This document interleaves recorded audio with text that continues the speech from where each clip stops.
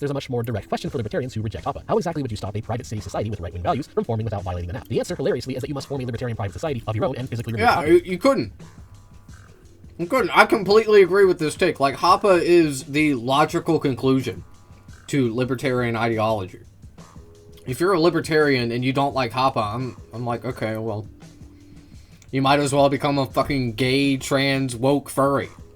Okay, you might as well. Like, come on, man. Take the maximal position. Okay, do it.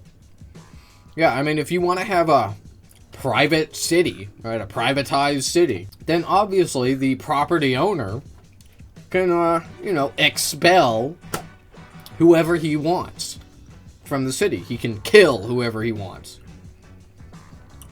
Alright, if you're trespassing on his property, if you're doing illegal shit on his property, he can just fucking murk you. Why not, man? Moving on to Mentis Wave. This video is called Why Libertarians Ignoring Culture Wars is a Bad Strategy. Yeah, whatever. Two different camps. The first of these camps is the projector camp, the people who will accuse others of being distracted by the culture war, despite the fact that they themselves are very much ingrained in the culture war. These people usually tend to be the progressive woke types, but I've seen this behavior from non-wokes as well. And I've already made a video on this camp and why they are wrong. TLDR, they just kinda lack self-awareness. However, there is another camp of people who will also try to argue that culture doesn't matter. And this is a camp of people who are not really projecting. These are people who genuinely believe that culture does not matter. Or at the very least, they'll try to downplay the importance of culture by calling anything that talks about it, quote-unquote, culture war schlop, and just using that label as an argument against them. Okay, so in this video, Mentis Wave is gonna be like, no guys, the rich people want us to hate each other, and you should believe them. And you should believe them. For sure, man. Like, when leftists say the culture war is a distraction, they're saying that the reason that the culture war exists is to divide and conquer. Okay, that's obviously what rich people want to do. And the best way to do that is to divide us up into little groups, right? So you got gay people, and then you got straight people, and you got white people, and you got black people, and you got men and women, and blah, blah, blah. The categories go on and on. I mean, I could keep going. You got conservatives, and you got liberals, okay? That's it. It's all about destroying solidarity. That's what it has always been about, and that's what you have to combat. That's what you have to fight against. But libertarians, they will tell you, oh no, and Mentis Wave is actually doing a classic libertarian move here. Okay, he acts like he's like going against the grain, like, oh, I'm gonna tell libertarians how it is. Bro, this is what your people do. This is what libertarians do, bro. They're like, oh yeah, no, the rich people, they're right. They're actually right about the black people, or the gay people, or some shit, or some other group. And they generally make an active and determined effort to distance themselves from anything you could call a quote-unquote culture war. And because I see this camp a lot more within some of the more academic, higher IQ libertarian circles, I'm going to focus this video on this group, and why I believe they are making a very grave mistake. And what I see instead is a lot of libertarians thinking that they can just exist somewhere on the internet in some Rothbardian Discord, discussing natural law theory with each other and having a good old time. Honestly, nothing wrong with that. In fact, it's pretty based. But the issue comes in when a lot of them start thinking that the solution to society is for everyone to just wake up one day and come to their senses and for the whole world to just come and join them. And spoiler alert, unfortunately, this is just not going to happen. It would be nice if it would happen. Actually, unironically, that is it. Okay, that's it. Except we have to unite on what actually matters. Okay, it's not like we can unite based on the idea that, like, oh, we're all in a psyop, you know, we're all being divided by the rich people. No, what we have to unite on is what we create as workers, as producers. We make goods, we make services. That's what we have to unite on, man. Absolutely wonderful if people would just suddenly magically start being smarter, but it's just not how human psychology works. And it's also libertarians giving up a very good strategy that I will go into more as this video goes on. And so I will explain why this mistake is costing the libertarian movement to have any chance of any real victory within our lifetimes. But first off, I'd like to thank this video's sponsor. The reality is, if you are not using a VPN these days, you are susceptible to having your data stolen by copyright trolls, government agencies, identity thieves, scammers, and hackers, all of whom are in the business of ripping you off or extorting you in one way or another. That's where this video's sponsor, Private Internet Access, comes into play. They keep your data safe by masking your connection through no-log RAM-only servers, and it should be emphasized and helpful towards keeping your system including Linux. But in addition to shopping deals based on this, you can switch your IP to whatever reach this QR code you've tried. Intrinsic intrinsically connected to unethical society. But a lot of reacts. people argue that it flows my because bad. the quote-unquote culture war actually money back guarantee. So there's really no reason not to give it a Money try. It's back a good guarantee, whatever. Anyways, let's start things off with why the quote-unquote culture war actually matters. With the main reason being that culture is intrinsically connected to everything else in society, and there's really no way to disconnect. Yeah, when you look true. into culture and how it influences society, you'll find out that there's a lot of disagreement. But a lot of people argue that it flows in specific directions. For instance, people will say that politics is downstream from culture, but that's not the complete picture. As I went over in my old video on culture wars, culture is also influenced by intelligentsia, or the cathedral, and media, and academia, etc., etc. And the thing is, politics can also give power and funding to that system as well. And the thing is, anybody as an individual can choose to act on any one of these structures of power. Okay, keep in mind, when he's talking about culture, he's talking about these different groups, these different categories. Okay? And I think that calling it culture is a misnomer. Okay, but whatever. You want to call it culture? Whatever. I don't care. Okay? Because he's wrong. He's wrong about this. Okay? What influences these groups and more than anything else is materials. Okay? Resources. Material conditions. That's it, man. That's what causes... And it's not just like... It's totally universal. Okay, like, your material conditions will affect you no matter what group you're in. Okay, it's just that some groups more than others are disproportionately,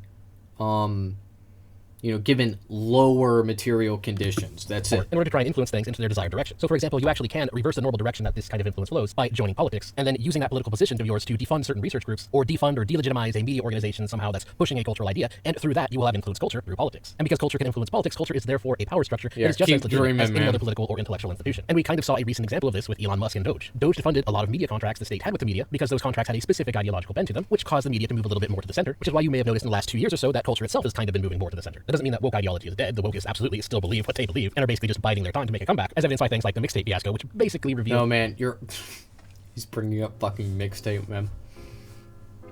Listen to me, man. You're correct, okay? It's not just Doge, okay? It's insane to say that it's just Doge that was eliminating political dissent in the media. Okay, fuck no. Trump has been going after people in the media that are like... critical of him, his administration, their choices, since day fucking one. Literally, since day fucking one. But anyway, that's not even the reason that America is shifting more to the right. Okay, it's just not. The reason that we're shifting more to the right isn't because we actually are. Okay, it's because our politics are becoming increasingly radical as the years go on. The most extreme right-wing people are now factions of Nazis. Okay, that's not an exaggeration at all, not in the slightest. Like, we've always had neo-Nazis, right? We've always had the Klan, but they were fringe. They were weird. Okay, now you have the Proud Boys. Now you have ICE, the Gestapo. Okay, these are Nazis.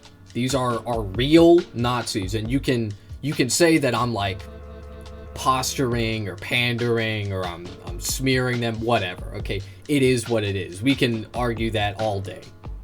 But you don't even really need to believe me. You just have to look at these different groups, Groypers, right? And you can see the trend. They're becoming more radical. Okay, now at the same time, people on the left side of the aisle are also becoming more radical.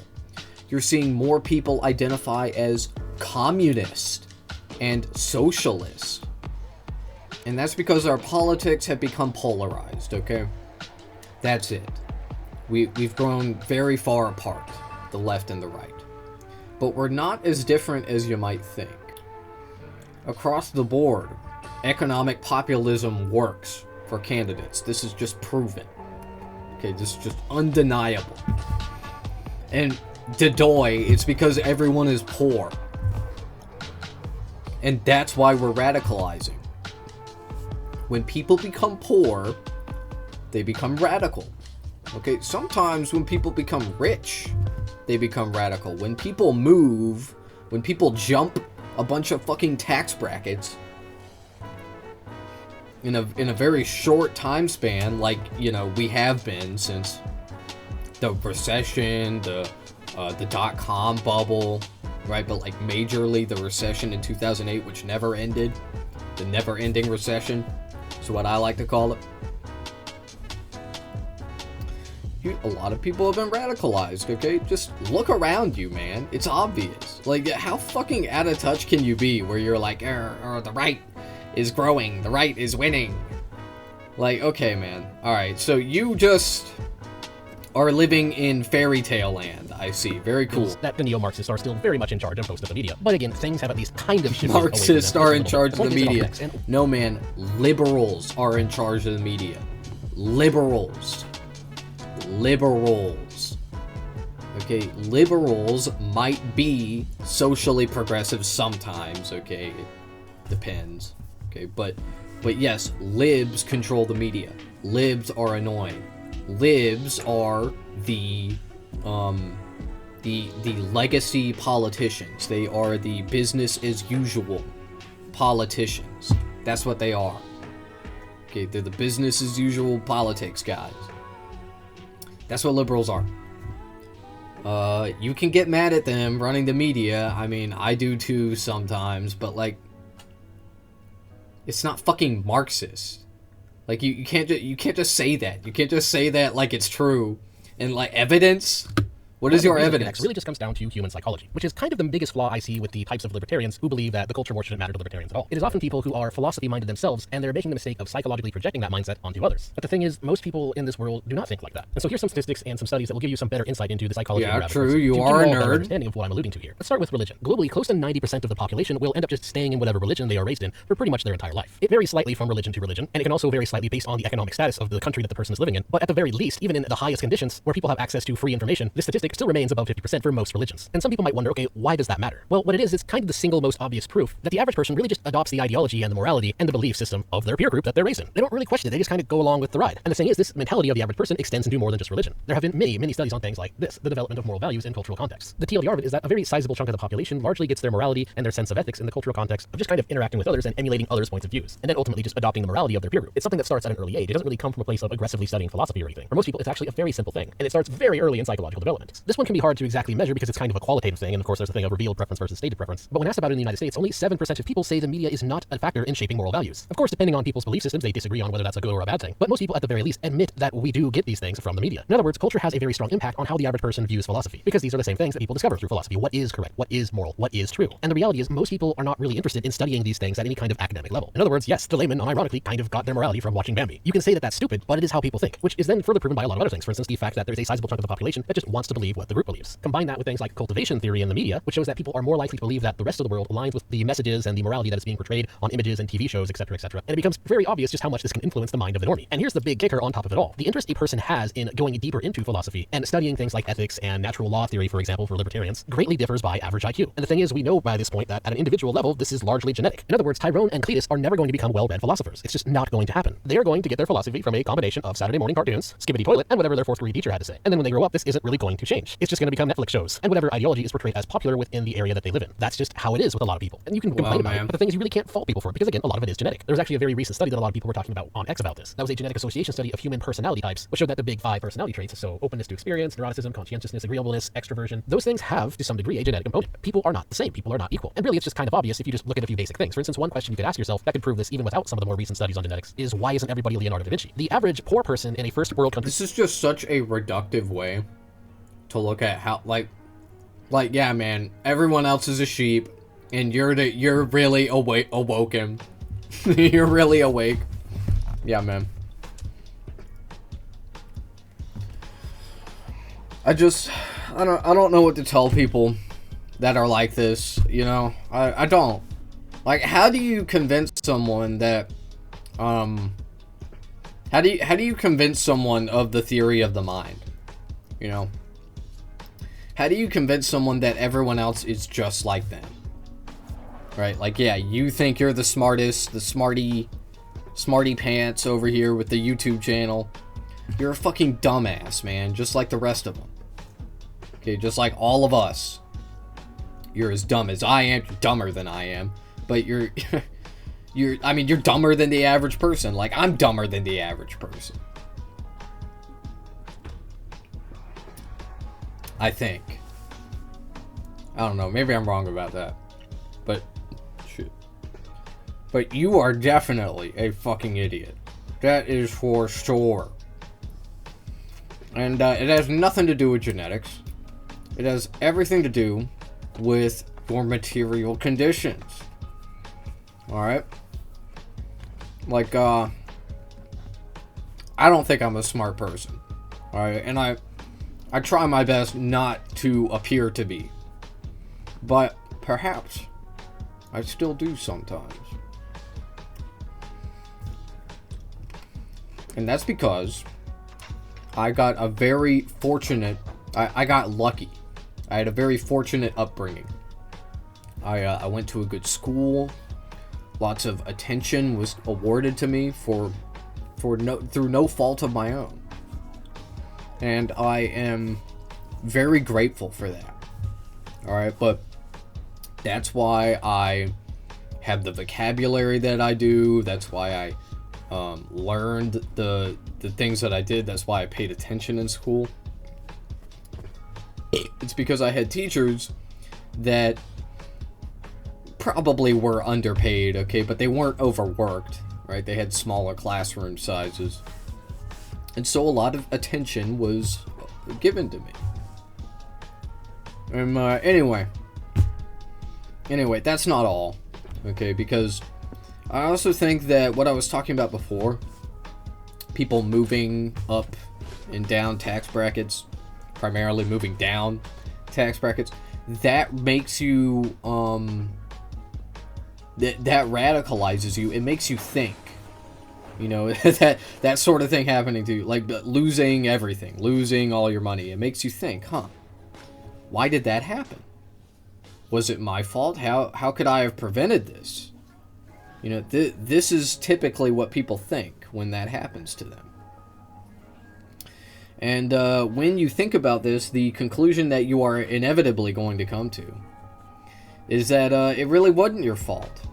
You know, it really shouldn't have happened. Maybe you made a dumb mistake, but at the end of the day, there was no social safety net to catch you. There was no support system because the rich people picked our pockets, metaphorically, while we weren't looking, while my parents weren't looking.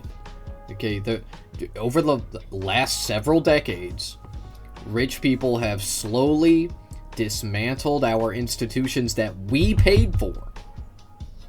And they have profited from our labor, off of our backs. Our parents and grandparents have worked for their benefit. And in return, they got nothing. Because they allowed the rich people to erode the institutions. Okay, that's it. Not just a middle class or upper middle class or rich person, the average poor individual in a first world country. But anyway, what I was saying was when a person, you know, comes to that realization, they have a few different paths to go down. They can choose solidarity, or they can choose nationalism and hatred. All right, that's it. But only one of those ideologies will have an effective outcome. Economic access to resources and greater intellectual access to things like the library for basically free than Leonardo da Vinci did back when he was alive. And so why aren't all of these people becoming brilliant inventors? And the answer is because people are just innately different. And this just highlights the... No, man. Because people are overworked. People don't have time to read. Okay, I assure you that if we all had more free time, then on average, we would all read more. We would consume art. We would create art, even. Dare I say.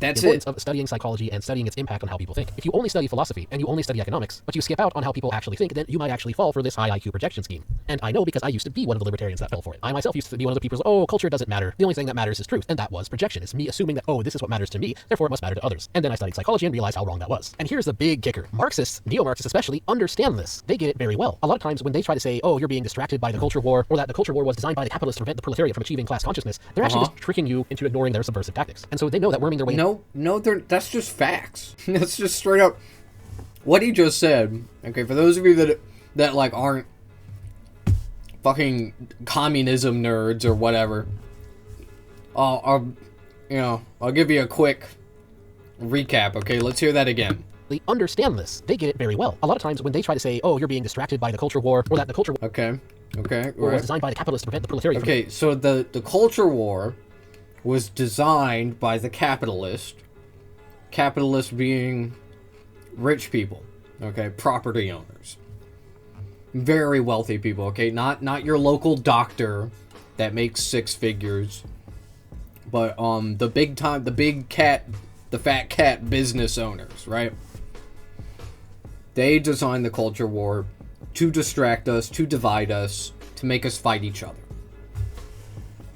Okay, who is we? From achieving class consciousness, they're actually just tricking you into ignoring their subversive tactics. And so they know that worming their way into the media and injecting their ideology into class consciousness, they're actually just tricking you into ignoring distracted by the culture war, or that the culture war was designed by the capitalists to prevent the proletariat from achieving class consciousness. Prevent the proletariat. The proletariat being the workers.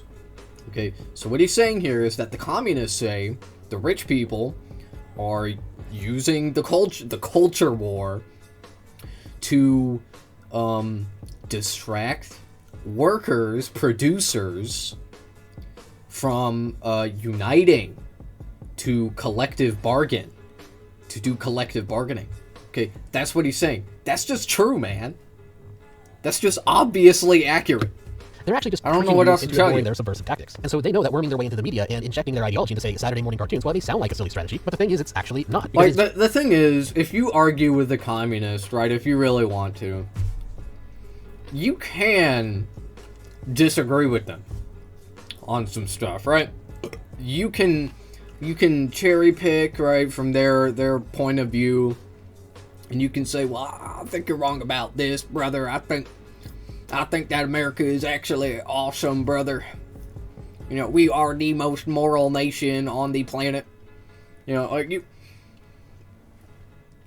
But there are some things you can't disagree with communists on, because if you do, you're in a different reality. Like, I don't know what to tell you. And this is one of those things. Like what he did, I get that's technically like a steel man, okay, for the communists. Like, if you take what he just said, which is that the capitalists used the culture war to distract the proletariat from uniting and doing collective bargaining, that's just that. Like, how do you deny that? How the fuck can you deny that? How? That is so obviously real life, man. Come to believe things. That is part of the reason why neo-Marxists control so many of our intellectual institutions these days. It is precisely because they walked into these institutions and started subverting them from within, because they understand that subverting the media is an effective way to spread their ideology. And one of the ways that they get away with this subversion is by tricking people who are against their ideology into thinking that nothing is really going on. Hence why they viciously deny it when it's called out, even if the evidence against them is obvious. Or to summarize, as this post from X puts it, culture reflects attitudes and people as a whole. If you aren't talking about culture, you aren't looking at people. And the neo-Marxists to the far left and the No. The leftists, the communists, they aren't saying that the culture war isn't happening. Okay, that's not what they're saying. They're not saying that none of it is real. Okay, and that like it's all an illusion. It's just a hologram.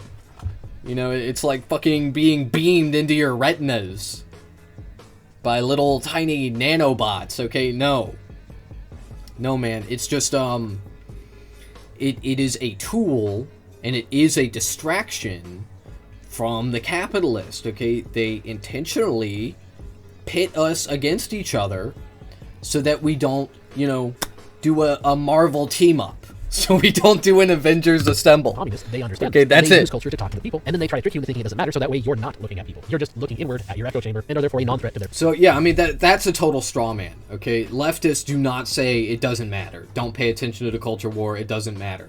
That's what libertarians say, sometimes. That's what the dumbest libertarians say, okay? You are not one of the dumber libertarians, and neither is most of your audience, okay? You guys are all like, I don't know, I don't really like this word, but like midwits, right? You're like, 100 IQ, maybe more like 90. Something like that. their schemes. Getting the Rothbardian free market Like, fears to only just sit idiots in an think echo this. chamber in some Discord somewhere is precisely what neo-Marxists want you to do. They want you to think that things like Gamergate don't matter. They want you to think that you are above the culture war, as it's called. Because by doing that, by tricking you into believing it doesn't matter, they thus remove you from the competition within these institutions, allowing them to retain complete control. And thus this allows them to get away with their tactic of using the mob to try and brute force random organizations to bending the knee to their cause. This is a big reason why my own channel, I tend to have my content go back and forth between libertarian theory, refuting random things, and culture issues. Or as I responded to some VTubers, Kirsche and Leaflet, about the woke mob trying to get companies to cater to their ideology, said, this is why I try to explain to other lulberts that culture matters. We need to hold these organizations financially accountable for hating us, or else we will never counteract the leftists who are constantly encouraging them to hate us. The neo-Marxists know that as long as they have the loudest voice on cultural issues, then that is what other organizations will adopt and reflect in their own policies. Because it's all interconnected. Another argument I see comes from these types themselves, the libertarians who again believe they're above the culture war, and it's a bit of a kerfuffle, a bit of a mistaken argument. And it can be summarized by this post here. Why did the Trump camp share the Obama monkey video this week? Regardless if you think it was racist or hilarious, it's because when they fail on policy, they pivot to a culture war. And both sides do it because it's a uniparty and predictable. And I can definitely see why a lot of people fall for this one because it's mostly true. Yes, when a politician screws up and their policies don't do what they claim that they would do, or they pass policies that are the opposite of what they claimed they would pass when they were running for office, you know, kind of the old meme of, but I didn't vote for this, so the voter says, lol, LMAO, said the politician, because of course elected officials don't actually have to do what they're elected to do. But that's of course the democracy discussion, which is a different discussion altogether. The issue here is that this is actually an example of an association fallacy, mixed a little bit with the fallacy of the indistributed middle. For instance, you may have heard the error all A are B and all C are B, therefore all A are C, which is incorrect. For instance, then you'd have to concede that all apples are fruits, all oranges are fruits, therefore all apples are oranges, which isn't actually true. Yes, it is true that liars and scammers are often politicians, and yes, it's true that politicians like to engage in distractions when their policies fail. But that doesn't necessarily mean that the distractions they use are inherently lies themselves. They're just trying to get the spotlight away from them as an individual. But that does not mean that where they've moved the spotlight to is somewhere that doesn't actually matter in the grand scheme of things. And I see a lot of people fall for this one because again, it's also to some degree an association fallacy. It's very easy to associate the idea of culture war with dishonest politicians and then come to the conclusion that the entire discussion itself is just a big fat scam. But that's actually invalid reasoning. Culture absolutely matters, and that's why they like to turn the spotlight to culture. Because when a politician screws up, they can either distract people with a real issue or distract people with a fake issue. And as it turns out, distracting people with a real issue just so happens to have greater long-term effects and works for a lot longer because again, it's a real issue. If politicians used fake issues as a distraction all the time, then well, it wouldn't really be a very good distraction, would it? People would just immediately quickly realize that whatever they were talking about was nonsense. Then the spotlight would go right back to the politicians and their failures. And that's why politicians again use cultural issues as their favorite red herring. Red herrings are more effective when they are true. Another thing I've noticed is that the type of libertarians who believe that culture doesn't matter or that we're above the culture war, blah blah blah, etc., is that they're often the same libertarians who reject Hans Hermann Hoppe. And it usually comes from a place of them misunderstanding Hoppe's work as works of pragmatism, thinking that Hoppe is just a prag whose goal is to subvert libertarianism into neo-Nazism, which is quite sad because the exact Yeah, no, Hoppe, I agree with him on this. Hoppe is a Nazi, right? He is a genocideer. That's what he advocates for. That's what he that's what he pontificated about, or whatever. If you want to call it that, right? I would call it more like the lack of thought. He wants to kill, okay? He wants to murder. He was pretty overt about this. Opposite is actually true. I'm glad that you guys are wearing that on your stream now. Libertarians is actually an excellent strategy that avoids pragmatism, because it allows libertarianism to accomplish wins against the communists using physical removal, which is an entirely valid libertarian strategy that is not pragmatic at all, and is in fact necessary for a liberty-based society to last more than one generation. That is what Hoppe's work actually proves. And it is actually the left pragmatists who dislike that, because they don't like to be told that being a total degenerate wouldn't actually work in libertarian society in practice. But the reality is libertarian philosophy... No, we don't like being told that you want to do genocide. That's it. Is a philosophy of essentially just property rights, and either abolishing or at the very least minimizing the non-productive class, aka the people who are privileged to be allowed to ignore other people's private property rights. And the thing is, tolerance is not a part of those rights. You are not required to tolerate someone on your property. If someone is being a dick to you and they're in your house, you should have the right to tell them to leave. You should have the right to engage in physical removal. That is part of what property rights are. That is not pragmatic at all. And people who are familiar with libertarian philosophy know that this is honestly kind of basic stuff. But here's the thing that the left libertarians don't like. You scale this simple concept up to that of society and multiple societies, and it becomes clear that cultural values, because they are again intrinsically tied to basically everything, well, they become a big deciding factor in the value of that society as well. Yeah, so the thing is, man, public property is not private, okay? And you may want it to be private because you're an insane person. But that would be evil and terrible, and a bunch of innocent people would die. And look no further than the America post-rapid industrialization.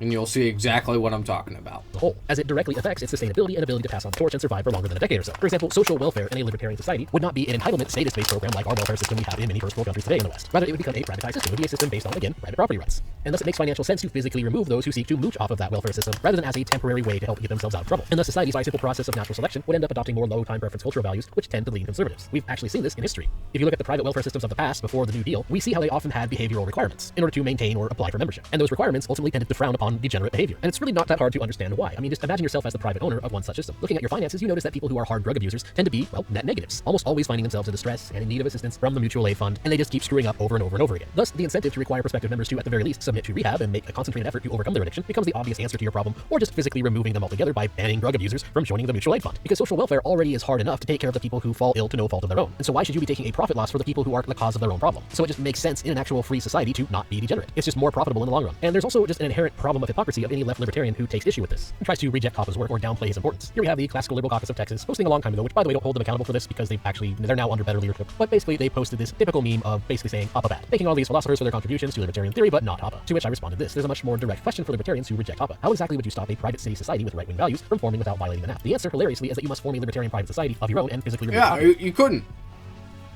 You couldn't. I completely agree with this take. Like, Hoppe is the logical conclusion to libertarian ideology. If you're a libertarian and you don't like Hoppe, I'm like, okay, well, you might as well become a fucking gay, trans, woke furry. Okay, you might as well. Like, come on, man. Take the maximal position. Okay, do it. Yeah, I mean, if you want to have a private city, right, a privatized city, then obviously the property owner can, expel whoever he wants from the city. He can kill whoever he wants. All right, if you're trespassing on his property, if you're doing illegal shit on his property, he can just fucking murk you. Why not, man? Which means you have become us. You have admitted that we are right. Are you going to physically remove yourselves next? Either that, or you create a state that bans any form of private cities from existing, in which case you have ceased to be libertarian. The reality is that society needs some kind of rule of law in order to function and facilitate economic growth. Libertarianism simply replaces that law with a system that is in line with voluntary association instead of by force through a non-productive class. This means there will still be rules. Libertarianism is not when no rules. And I'd like to add to this that it also means that libertarianism is not when no culture. Libertarianism is when society and rule places the NAP first, which means that if people do not want to associate with crappy culture and don't want to associate with those who litter the streets, and a private society doesn't want to have people camping on the sidewalks while shooting up heroin, well then removing them is entirely within their rights within a libertarian society, and is in fact easier to do and more effective to do than how Western society and rules currently work today. Anybody who denies this and says that, oh well, that's authoritarian to kick these people out of your society, well then you also have to claim that the NAP itself is authoritarian, in which case the left libertarian has simply become a communist with extra steps. And so this just all brings us to the question, what should the libertarian strategy be in regards to culture then? And I believe the optimal strategy is actually just a two-pronged approach. The first is that we need to start actually fighting the Marxists where they are, as opposed to just constantly infighting. If you believe in liberty and believe in the free market and you are in a position to influence one of these institutions, then you should do so. A lot of people who get into libertarian theory, especially the people who reject Hoppe, which again is often the libertarians who think that culture wars don't matter, it comes from the misunderstanding of, again, thinking that tolerance and acceptance is a libertarian value. And no, they're not. You do not have to leave culture alone. You do not have to just accept the garbage propaganda that neo-Marxists are constantly churning out using their connections and positions within the media. If you're in a position where you can gain control of these and do something about it, then you should. It is entirely within libertarian values to do something like publishing a non-fiction book and having a story that reflects those values. Okay, but you can't.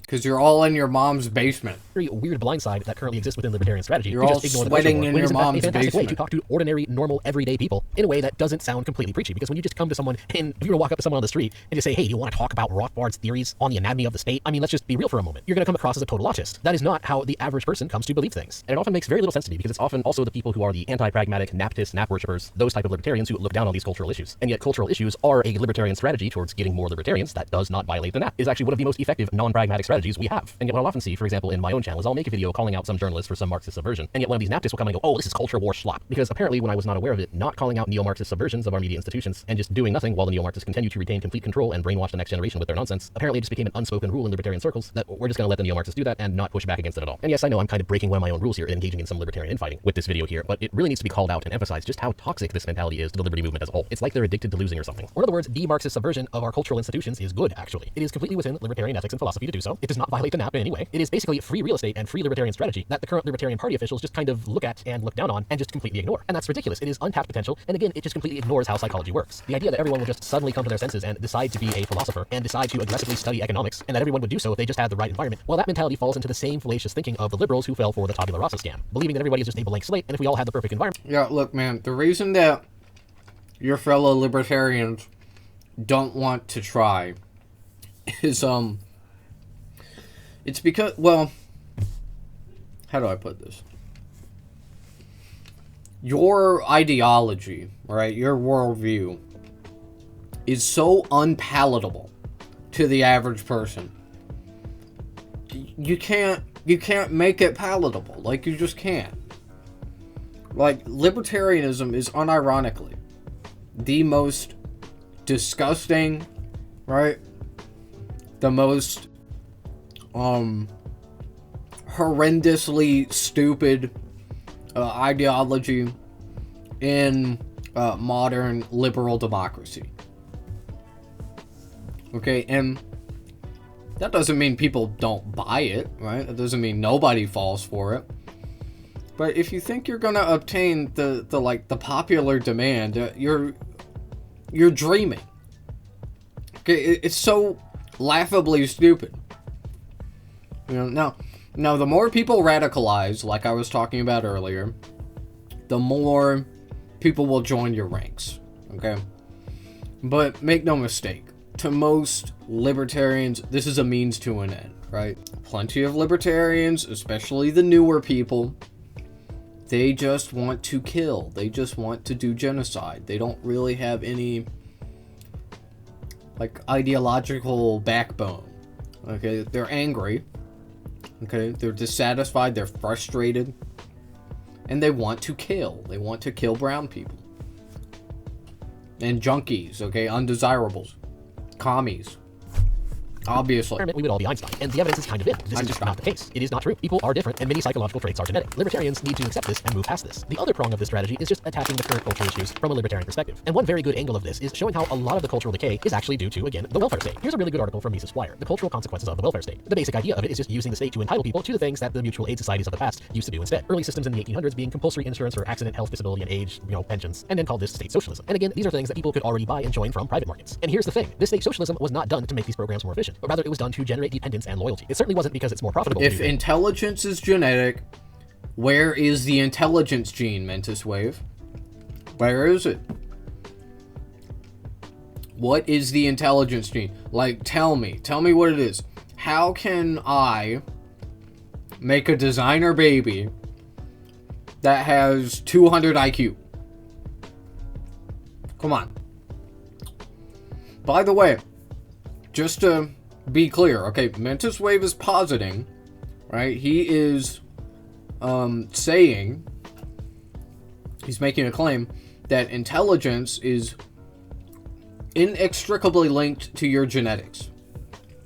How? What is your evidence of this?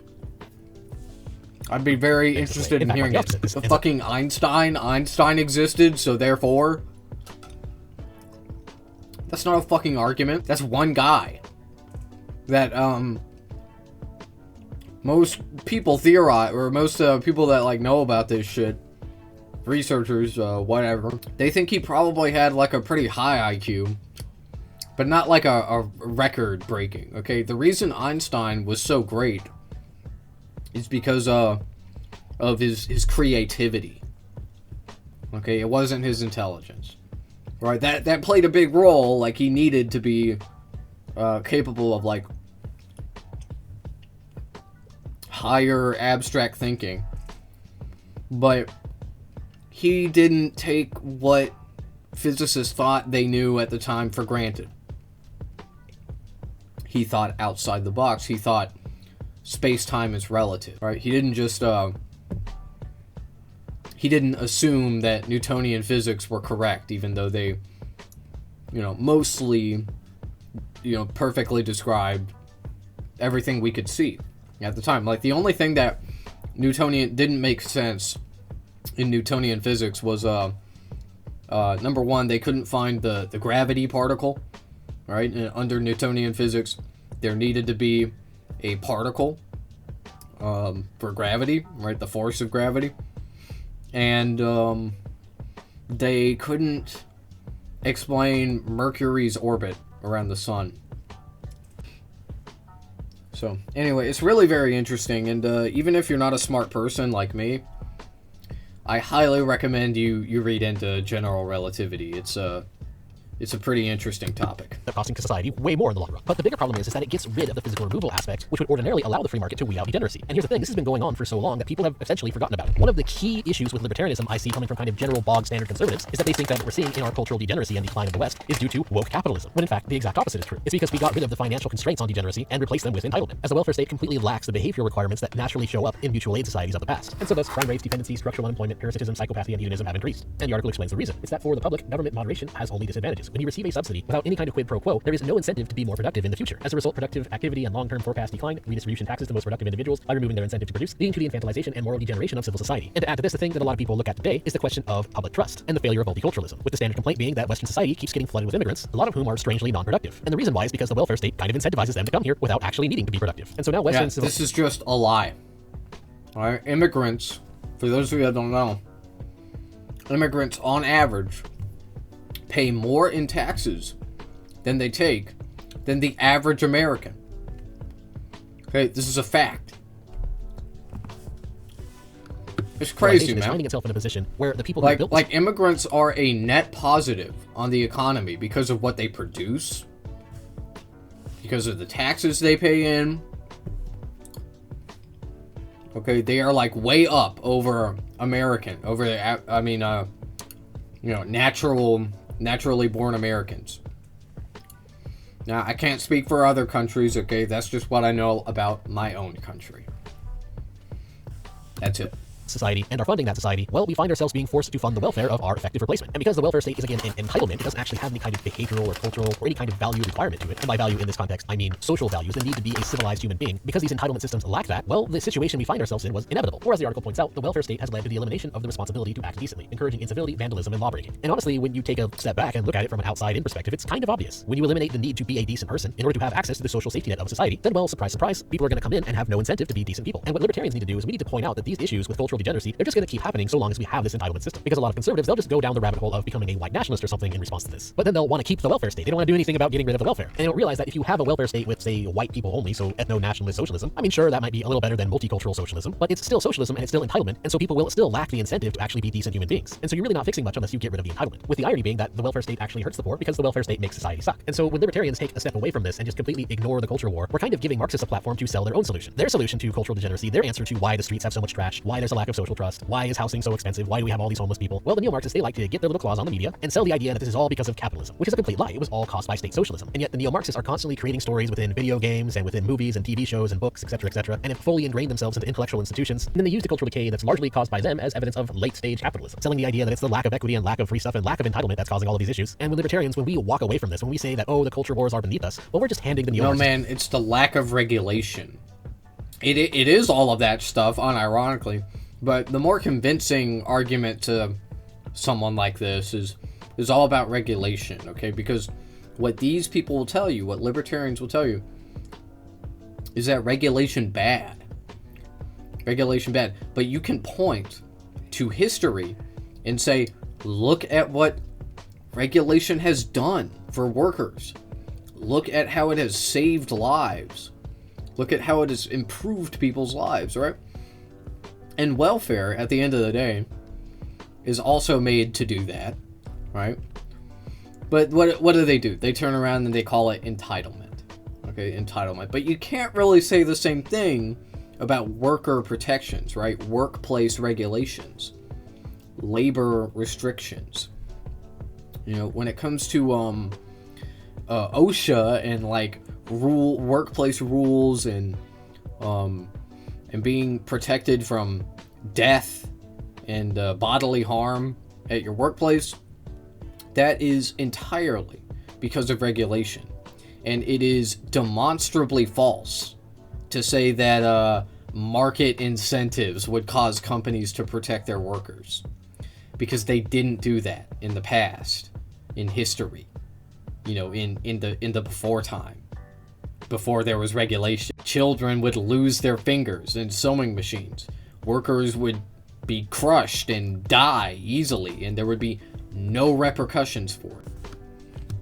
A free victory. We're not talking to the average person, to the average guy on the street, in a way that he will actually care to listen. We're just going to let them say that the solution to all of our problems... Because it turns out the only incentive in a profit-seeking system, like capitalism, is profit-seeking, not you know, the lives of your employees. Wow. Is more government intervention, Wow, more so free stuff, more surprising. entitlements, more tolerance and acceptance of multiculturalism, more moral relativism, and other such nonsense. And in response to this, I will just point out to a simple fact, and I don't mean to brag here, but there's a reason why my channel broke the normal 100k subscriber Libertarian curse. And it's really not a big secret. I just make content about some of the issues that everyday normal people are talking about and explain why the neo-Marxist solutions that are being offered are entirely fraudulent solutions. Because if you want to really spread the message of liberty and explain why the free market is a good thing, you gotta talk about issues that the average person actually cares about. It really is that simple. Anyways, that's all I have to say. Thanks for watching. Please like, share, comment, and subscribe. And if you like my content, you can support me. That last part is true.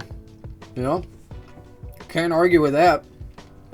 Yeah, most libertarians do. They're very, like, pie in the sky, alright? They're not grounded at all. And Mentis Wave is super out of touch. And that's why I'm glad he makes content like this. He really demonstrates that.